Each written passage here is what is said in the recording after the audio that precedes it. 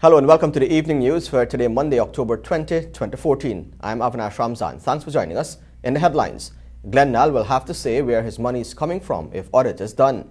PPPC questions GCOM's readiness for local government elections. Mistress Rodney takes the stand at COI hearings. Burbishans cash in on $10,000 government grant. And CIOG commissions $90 million masjid on the west coast of Demerara. Now for the news in detail. Owner and publisher of the Kaicho News, Glenn Nall, will have to answer where all his money is coming from when the Guyana Revenue Authority conducts an imminent audit of his newspaper operations, which are based at 24 Saffron Street, Charlestown in Georgetown. The details in this report. Investigation has unearthed numerous questionable business deals with Glenn Nall and his wife Bina Nall, which appear to exist only as a front to shield his shady money, as well as ownership of several properties in Guyana and the United States. This information was provided by close associates of Glenn Nall. This newspaper's investigation found that Nall or his wife, or both in some cases, reportedly own or used to own 4 properties in Liberty Avenue, Lefferts Boulevard, Hollis Sutter Avenue in New York. According to information received, Nall recently sold the property in Lefferts Boulevard for close to $500,000 in August in what appears to be an effort to get rid of some of the assets in his or his wife's name before any audit is done. According to information received, Nall is also desperately trying to sell the one on Sutter Avenue. Nall also reportedly owns a commercial building in Coral Gables, Florida, where he runs a business operation which is not making a profit currently. 3 other businesses are believed to exist under the names Bina and Glenn Investments, Bina Nall Incorporation and Bina's Footwear Incorporation in the United States, and each of them seems not to be generating a profit. But the question as to why Nall fears an audit or an investigation still boggles the mind. What is he afraid of, and are there things that Nall cannot or would not disclose? Royden James, reporting for the Evening News. The People's Progressive Party Civic is pushing for the Guyana Elections Commission, GCOM, to make a public declaration on its state of readiness for local government elections. Additionally, the party has voiced its concern over the appointment of Richard Francois as a public relations officer. More from Svetlana Marshall. It is necessary that GCOM let the Guyanese people know what systems and preparations are in place should these elections be called. One must also be cognizant of the fact that any such elections would be held under the new electoral system. That was People's Progressive Party Civic General Secretary Clement Rohi speaking at Freedom House earlier today. Rohi said GCOM has publicly indicated that enough groundwork and consultations have been conducted to certain boundaries countrywide, declaring 585 constituencies. But, Rohi said, this is yet to be proven. The PPP is very apprehensive that this has not been done thoroughly, as to ensure that every eligible voter will be in his or her constituency list. Therefore, it is our contention that GCOM should do physical verifications within the communities to place persons on their respective lists, thus allowing for a fair and transparent process whenever local government elections are called. The PPP also used the opportunity to reiterate its dissatisfaction over the appointment of Richard Francois as the Commission's PRO. It is the party's view, based on the evidence provided to the chairman of GCOM, that Mr. Francois is openly supportive of the opposition, which can only serve to compromise the integrity of GCOM and information release to the Guyanese people. The party's General Secretary is now calling for GCOM to release pertinent information relating to the appointment of Francois, including details on his job description, terms of reference, and contract. The Walter Rodney Commission of Inquiry swung into its 6th session today with Dr. Patricia Rodney, the wife of slain political activist and historian Dr. Walter Rodney, informing the 3-member tribunal that her husband was not interested in taking the reins of power during the period leading up to his death. More from Alexis Rodney. Led into evidence by the family's attorney Andrew Pilgrim, Dr. Rodney opened the 6th round of the investigation, recounting the life she had with a man who was bent on changing the world one day at a time. The widow said her husband, whom she was married to for some 15 years at the time of his death, was a grassroots individual who was not led away by his education. Walter was the kind of person who didn't isolate himself in a community that he was supposed to be. That was part of the criticism that For an educated man, he had all these working class friends. I don't think Walter ever forgot where he came from, that his parents were working class people, and that he was committed to ensuring the working class had a good quality of life. Asked about his political ambitions and interest in governance, Dr. Rodney related that her husband had remained the humblest person she had ever known. She reiterated that as far as she knew, Dr. Walter Rodney was not interested in the political ambit, but was rather focused on reaching out to the working class, both in and out of Guyana. He was involved at a community level, wherever that was. In Guyana, we used to call it bottom house meetings, which meant that because the houses are built on stilts, people could meet under the house. And did you see, when he returned to Guyana and he began to do his work here and to interact with people here, did you see any limits? Did you see him setting any limits on who he was approaching in his outreach, if I could call it that? No, he was interested in the youth and working peoples. He was never interested. For sociologists, people tend to separate gender, race, class. Walter always saw the working class as the vibrant class, the production class, and so his focus was on working people. Whether they were in a community, a church, he would speak anywhere. She said her husband was very concerned about the political division which existed during the time of their return to Guyana in 1974. She said her husband was very concerned about the political division which existed during the time of their return to Guyana in 1974.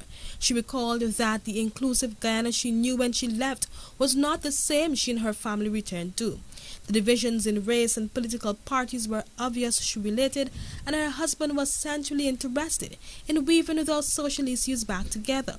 His passion was the same in countries including Jamaica, England, and Tanzania, territories where the family had sojourned.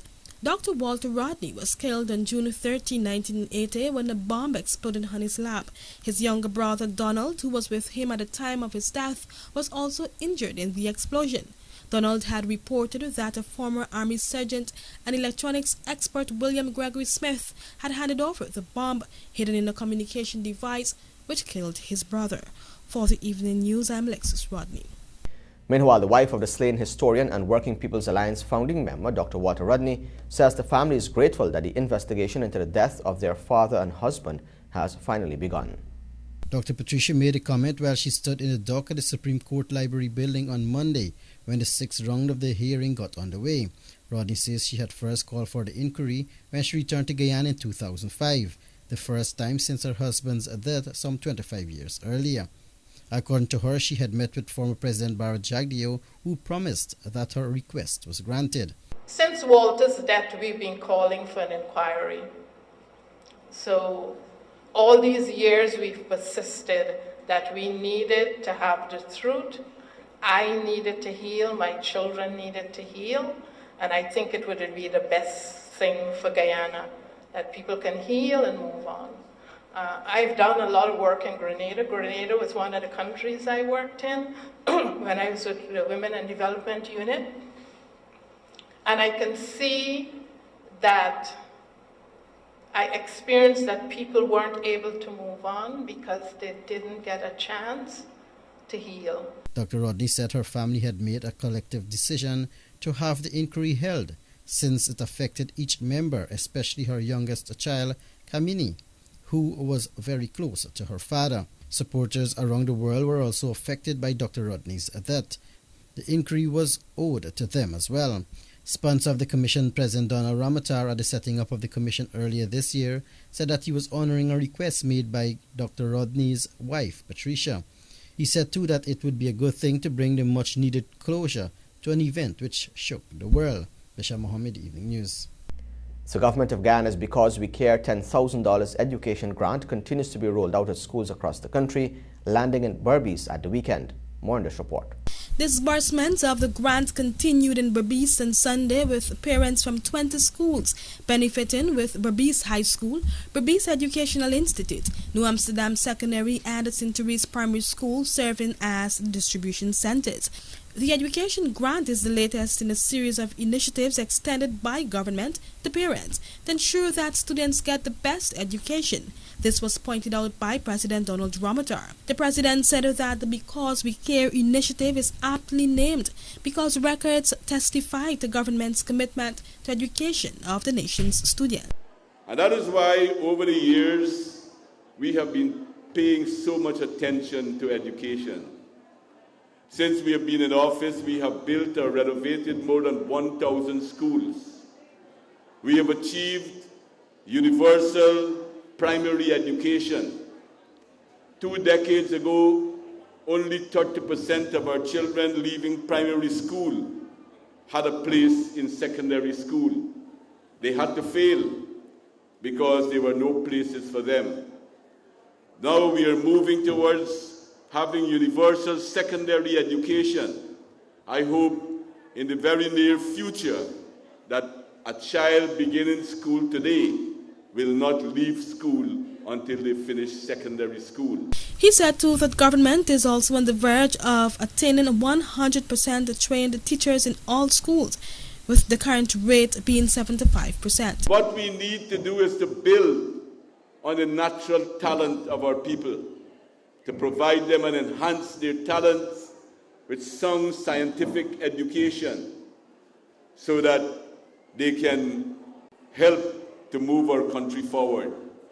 And that is why, as I mentioned just now, if you look at the budgets of our government over the years, you will see that the largest expenditure in our budget goes to the social sector.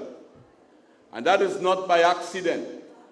It has moved from being 8%, the social sector has been moved from being 8% of government spending in 1992, which is a very, very small budget, to being more than 30% of a much, much larger budget today. Parents from regions 1, 3, and 7 and some city areas have benefited since the rolling out of the grant initiative on October 11 in particular. The project caters for all children in the public education system. Over 188,400 families will benefit from the $2 billion initiative. More news ahead. Stay tuned. This is the Evening News.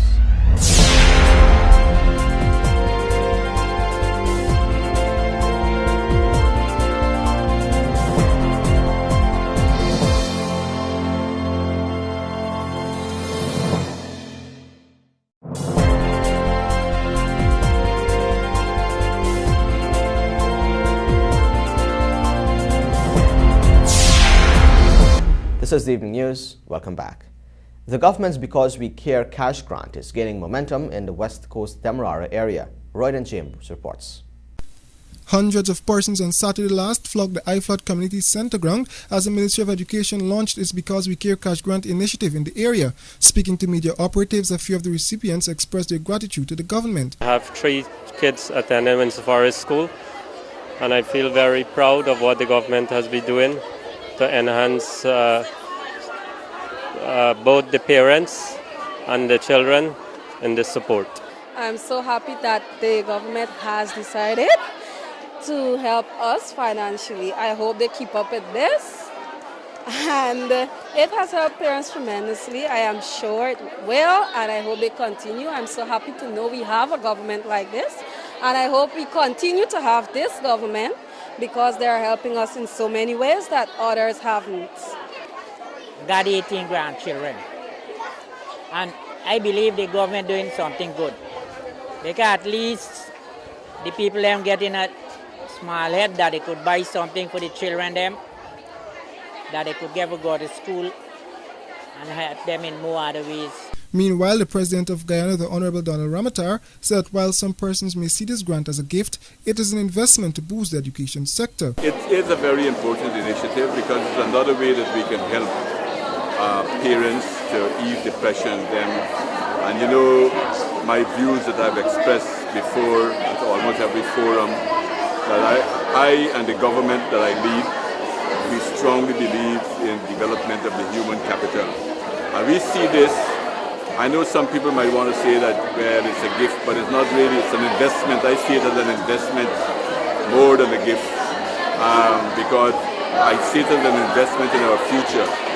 And our policy of trying to put as much assistance in the social sector, particularly in education. The Cash Grant Initiative was announced by the Honorable Dr. Ashni Singh during the presentation of Budget 2014. As explained by the Minister of Finance, this program is meant to provide more support to parents with school-aged children with a view to increase the enrollment and attendance rates. This is in fact the first program of its kind in the Caribbean and indeed anywhere else in this part of the world where every public school child is entitled to this benefit. Royden James, reporting for the Evening News. The People's Progressive Party Civic today called on the developed world to step up its game in the fight against the spread of Ebola. Swatana Marshall reports. To date, 9,200 persons have been infected with the Ebola virus, while 4,500 lives have been claimed since it began spreading in December 2013 in West Africa. According to the People's Progressive Party Civic General Secretary Clement Rohi, the disease could have been easily brought under control had the international community responded appropriately when the virus was discovered in 1976. Nevertheless, given the current outbreak, Rohi opined that developed nations should do more to curb the pandemic. It is only now that the international community is moving to respond to the virus, and even this response is slow and inadequate. We in the PPP, like many others around the world, see this outbreak as a national security threat that could lead to a breakdown in law and order and have significant negative impact on trade and investment, especially for the poor and developing states. Even as individual nations continue to put systems in place to protect their population from the virus, Rohi opined that there should be a coordinated global response. The party also used the opportunity to applaud the government of Ghana on the bold steps taken to combat the disease. We are heartened at the position of the government of Guyana in making a financial contribution to the global appeal for aid to combat the Ebola virus disease. Relative to our own response and preparations in the face of this global threat, the PPP also endorses fully the decision taken by government to cease the issuance of visas to nationals of the affected countries and increase screening of any person who may have traveled to the affected areas. According to him, steps taken by the Health Ministry to increase surveillance at ports of entry and the establishment of quarantine facilities at the main ports and hospital ought not to go unnoticed. The party has pledged its support in the fight, saying that it stands willing to work closely with the Health Ministry in the case of an outbreak. The Central Islamic Organization of Guyana, the CIOG, on Sunday commissioned a newly reconstructed masjid and multi-complex at Metamerzarg on the west coast of Demerara. Let's find out more in this report. The project was sponsored by the Zakat House of Kuwait, an international aid organization, which providing a whopping $90 million for the construction of the multi-complex. The initiative at Metamerzarg was undertaken to rebuild the masjid after it was found that the previous structure could not accommodate the growing Muslim population in that community and its environs. The facility will serve communities along the west coast of Demerara and east bank of Essequibo. It can accommodate approximately 500 worshippers. CIOG President Fazil Furrow said that the building represents an integral step forward in community involvement. He said that, quote, masjid is a place for the community, end of quote, as he extended gratitude to the Zakat House of Kuwait for its part in the construction of the masjid. CIOG Director of Education and Advisor Sheikh Moin Ul Haq said that the project was more so possible through the support of the Foreign Affairs Ministry, which would have introduced it to Islamic bodies. Government Ministers Irfan Ali, Caroline Rodriguez Burkett and Dr. Frank Anthony were all present at the commissioning ceremony. Bisha Mohammed, Evening News. Earlier today, the Lions Club of Georgetown donated a number of history textbooks to students at the St. Rose's High and the St. Stanislaus College as part of their 12th anniversary celebrations. President of the Lions Club, Odessa De Barros, said that it is an annual venture by the club to distribute books to schools around the city with the hope that their support will go a long way. After falling ill months ago, a replacement for the now retired Guyanese ambassador to Kuwait is yet to be announced. Details in this report. President Donald Ramotar is yet to name a replacement for now retired ambassador to Kuwait, Dr. Odin Ishmael. Foreign Affairs Minister Caroline Rodriguez Burkett has said. She said, however, that while the post is still vacant, it will be filled shortly. Dr. Ishmael recently called it a day owing to failing health. He has been credited with putting together what he described as a serialized edition of the history of Guyana. This artwork contains some very damning documents of the Forbes Burnham-led People's National Congress administration. Rodriguez had said that the ambassador would be demitting office and that he will be replaced with an appointment from the president. Appointed ambassador to Kuwait in 2011, Ishmael's work has helped to significantly raise Guyana's profile in the Middle East. Crime Chief Leslie James on Monday disclosed that no arrest has been made in the murder of Salim Abdul, who was shot and killed in the wee hours of Sunday morning at Delphi Street, Prashad Nagar. Nevertheless, James stated that the police are working with several leads as they continue their investigations into the shooting. Several statements were taken from persons in the area, while retrieved spent shells were sent to the ballistics center to be analyzed.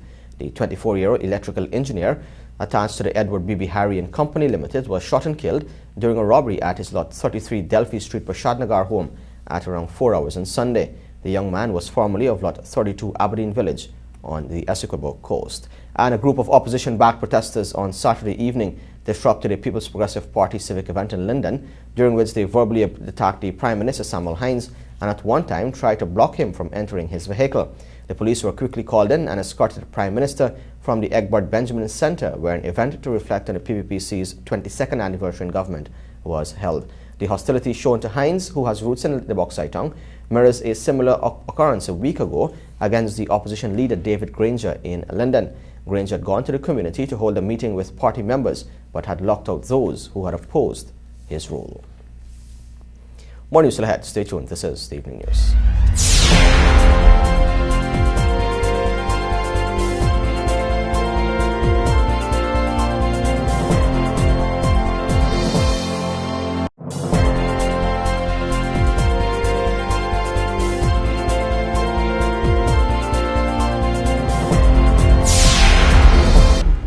Welcome back. This is the Evening News.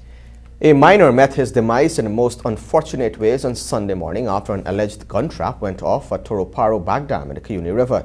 Amzi Evans, age 22, of Equame Pomeroon River Region 2, was shot several times about the body and was pronounced dead on arrival at the Bartica Regional Hospital. According to information received, the young man was conducting a survey in the vicinity of Toroparo Bag Dam in the Cuyuni River when he reportedly tripped on a gun trap. He was reportedly in the company of others, but he could not have done much due to the extent of the injuries he sustained.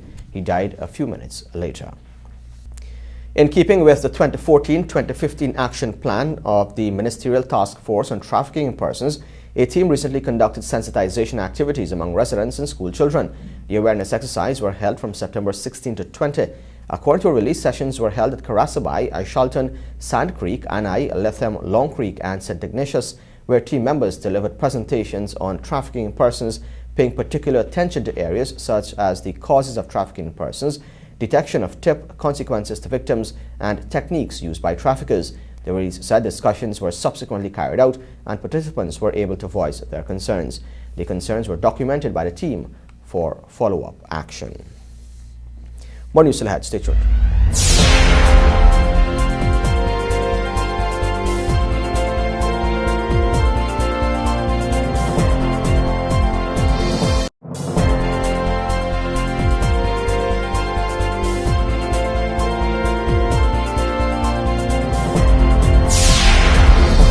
Welcome back. This is the Evening News. In the region, the Sunday Express is reporting that a 3-month immigration amnesty is set to go into effect in November. The amnesty is aimed at allowing the 110,000 illegal immigrants to regularize their immigration status in Trinidad and Tobago. However, the Sunday Express said when the amnesty ends in February, illegal immigrants will be immediately detained and deported to their respective countries if they are unable to produce the relevant immigration documentation. According to a release issued by the Ministry of Natural Resource Security, that should be on October 13, some 110,012 illegal immigrants are living in TNT. The figure represents a 10% of TNT's 1.3 million population. Of the illegal immigrants, From Guyana, there are 25,884. Internationally, a deepening sense of impasse gripped Hong Kong as pro-democracy protests entered their fourth week, with the government having limited options to end the crisis and demonstrators increasingly willing to confront police. Dozens of people were reportedly injured in 2 nights of clashes that began late on Friday in the densely populated Mong Kok district of the Chinese-controlled city, including 22 police. 4 people were arrested early yesterday, police said. The hopes of easing the worst political crisis in Hong Kong since British handed over the free-willing city back to China in 1997 rest on talks scheduled for Tuesday between the government and the student protest leaders that will be broadcast live. But few are expecting any resolution, given the 2 sides are poles apart on how the city will elect its next leader in 2017. In case you've just joined us, you're watching the evening news. We now take a look at your bridge reports. The Demerara Harbour Bridge is expected to be closed from 14 hours 30 on Tuesday, October 21 for a period of 1.5 hours, and the Berbice River Bridge is expected to be closed from 15 hours 5 on Tuesday, October 21 for a period of 1.5 hours. Join us after the break for sports, sponsored by MacWarp. This is the evening news.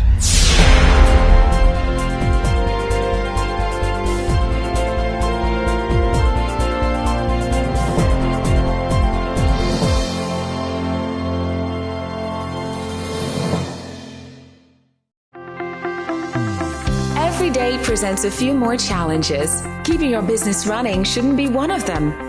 That's why we work every day towards ensuring your overall satisfaction. With over 100 skilled technicians and engineers equipped with the tools and skills to help you do more. With the largest parts inventory in Guyana, over 10,000 line items readily available. Driven by your success is not just a set of words to us. It is a code by which we live. That is why we are proud to say that we are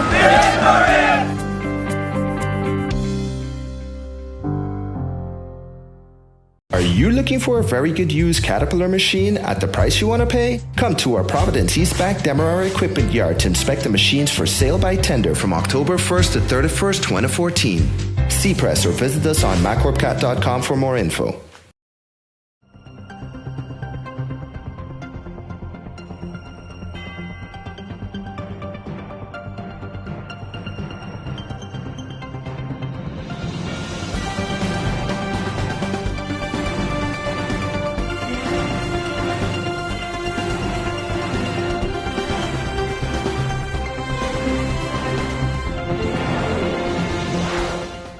Welcome back. Now for a look at sport, but first the headlines. Guyana Jaguars commence preparation ahead of Professional League. Robin Poussard is Right for Life 5-state champion. Yamaha Caribs win 7th League, and Intercorporation Sports ends on successful note. Of course, the sportcast comes with the kind compliments of MacWarp. Are you looking for a very good used Caterpillar machine at the price you want to pay? Come to our Providence East Bank Demerara Equipment Yard to inspect the machines for sale by tender from October 1st to 31st, 2014. See press or visit us on macworpcat.com for more info. Every day presents a few more challenges. Keeping your business running shouldn't be one of them. That's why we work every day towards ensuring your overall satisfaction. With over 100 skilled technicians and engineers equipped with the tools and skills to help you do more. With the largest parts inventory in Guyana, over 10,000 line items readily available. Driven by your success is not just a set of words to us. It is a code by which we live. That is why we are proud to say that we are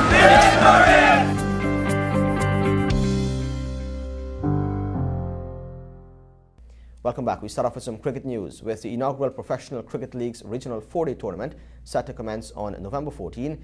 The Guyana Jaguars on Monday commenced preparation for the much-anticipated tournament. Rajiv Bisnot reports. Monday's sessions focused mainly on the physical aspect of the players' training. 10 of the retained players, along with the 18 pay-for-play players and West Indies star batsman Shivnarine Chandrapal, participated in the first day of fitness training at the Georgetown Cricket Club ground. The session was conducted by head coach Ethan Crandon with assistance from a technical team comprising Albert Smith, Ryan Griffith, Michael Isles and Colin Stewart. Griffith told this sportscast at the conclusion of the first session that he's impressed with the fitness level shown by the players. The physical fitness assessment of players continues tomorrow.